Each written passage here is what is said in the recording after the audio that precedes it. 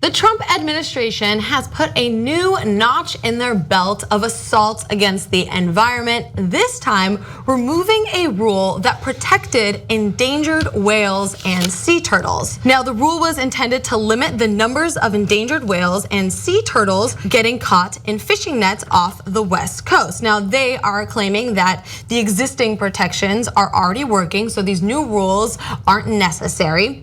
And in fact, a spokesman with the Federal Fisheries Service, who actually worked to kill this rule, says that economically, the new rule would have had a much more substantial impact on the fleet than we originally realized. He also said that the bottom line is this is a fishery that's worked hard to reduce its impact. He missed that whole part about the bottom line is profit, but I think that's sort of what he meant there. Now, this rule would have applied to endangered fin, humpback, and sperm whales, short fin pilot whales, and common bottlenose dolphins, as well as endangered leatherback sea turtles, loggerhead sea turtles, olive ridley sea turtles, and green sea turtles. Now, for humpbacks, there's some, I guess, species that are only 411 of them left. So removing one in one of these sorts of nets would have a huge impact on the population. And so this is gonna have really lasting effects. And the rule that they were trying to implement originally would have actually affected fewer than 20 fishing vessels, okay? And these are fishing vessels that use drift gillnet fishing as a way to catch swordfish, which, as we know, are basically these sorts of walls of nets that the animals can't see. They're invisible to the animals, and so they get caught in it, and when they try to back up, it catches their gills and sort of like kills them in this very like suffocating manner. And so it's really this indiscriminate fishing practice that can catch all of these other endangered species. And it doesn't seem like it would have had a huge economic setback for these, the fishermen, which I want to make sure that all people have, economic stability. But it seems like it's going to have a really big impact on the animal population. So this is really unfortunate. Yeah.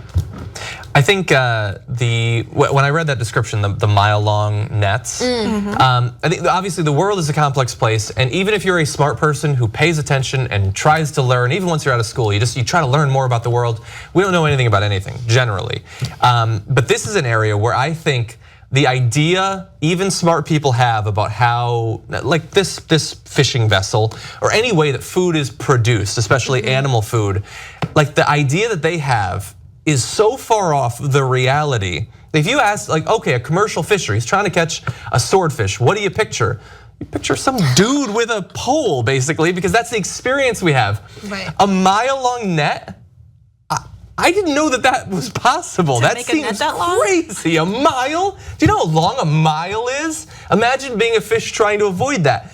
And so, like, if you just say, oh, they're putting all these regulations on fishermen. They can't do that anymore. A lot of Americans would be like, yeah, let that guy fish. But if they're trying to shut down a little bit of these mile-long nets, that I think is a very different idea. And I think that people need to know more about the way that we produce food. It's a good idea it's good that you brought up that visualization, because I read a mile long and I just went, and looked right past it. But you can't avoid a mile long if you're a whale or a turtle, which is much smaller. I think this goes to serve But they can't see it even if they tried to avoid it. It just says plus some animals are alerted by the pinging sounds, but I don't think all of them. So some of them, just to give you guys a little bit more background context on that. So these basically walls of net, they have weights at the bottom that also have these sorts of pinging that Kim was mentioning that supposedly alert some of the animals, but obviously since they were trying to implement this new rule, it didn't work all of the time.